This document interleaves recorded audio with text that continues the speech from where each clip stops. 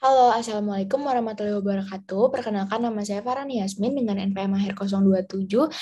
Di sini akan mencoba bercerita kembali nih terkait apa saja yang sudah berhasil saya pelajari dari topik TMJ dalam BDS 1 oral biologi. Bicara tentang TMJ, apa itu TMJ? Jadi TMJ ini adalah kependekan dari temporomandibular joint. Ini mana dia itu adalah salah satu sendi dengan jenisnya itu sinovial yang bisa dibilang sendi yang paling kompleks dalam tubuh dan merupakan tempat di mana nanti mandibula itu akan berartikulasi dengan kranium. Letaknya di mana? Letaknya itu dia di antara head of mandible, terus articular fossa, dan articular tubercle of temporal bone. Nah, terus fungsinya buat apa sih TMJ? Jadi TMJ ini dia berfungsi dalam memfasilitasi mulut untuk membuka dan menutup.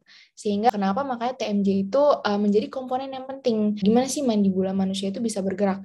Yang nantinya itu juga akan berperan dalam proses-proses kompleks dalam kehidupan sehari-hari seperti mengunyah, berbicara, dan lain-lain. TMJ ini tuh dia adalah jenis fibrocartilage yang terdiri dari fibrous articular disc yang akan membagi si sendi atau TMJ ini tuh menjadi dua bagian, ada lower part dan upper part. Yang dimana lower part ini untuk depresi dan elevasi, jadi dia bekerja seperti engsel dalam mandibula, sedangkan si upper part ini dia akan memberikan ruang translokasi atau perpindahan bagi head of mandible. Nah, lalu dalam pergerakannya nih ya, si TMJ ini tuh dia akan menghasilkan 4 jenis gerakan. Pertama ada protrusion, berarti menggerakkan mandible ke arah depan atau anterior, yang nantinya akan dibantu oleh lateral pterygoid dan medial pterygoid muscles. Terus ada retraksi, ini berarti lawannya, menarik mandibula ke arah posterior, ke belakang.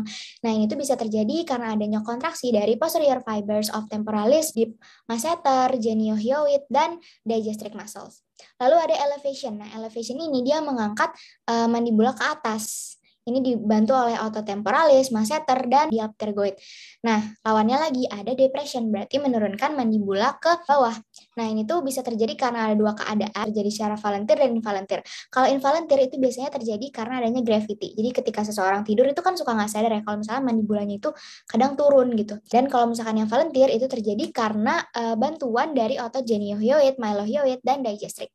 Nah, selanjutnya seseorang nih dalam membuka dan menutup mulutnya itu setidaknya akan menghasilkan dua jenis gerakan, either itu depression, protrusion maupun keduanya.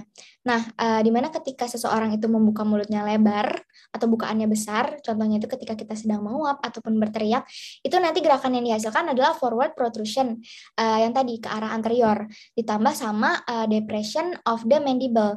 Sedangkan kalau misalkan bukaan mulutnya itu kecil, itu nanti gerakan yang tercipta hanyalah depression of mandible-nya saja.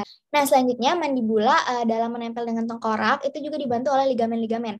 Ini mana nanti si ligamen-ligamen ini itu akan sekaligus menjadi tali yang memegang mandibula itu agar stay in position. Nah, ada fibrous capsule, ini nanti dia membungkus condylar process, terus juga ada 3 extracapsular ligaments lainnya. Nah, karena fungsinya yang emang kompleks dan erat kaitannya dengan pengunyahan nih, TMJ itu seringkali mengalami yang namanya dislocation, yang dimana dislocation ini tuh bisa dirawat oleh beberapa jenis medical treatment. Mungkin sekian yang bisa saya sampaikan, lebih kurangnya mohon maaf, terima kasih atas perhatiannya. Assalamualaikum warahmatullahi wabarakatuh.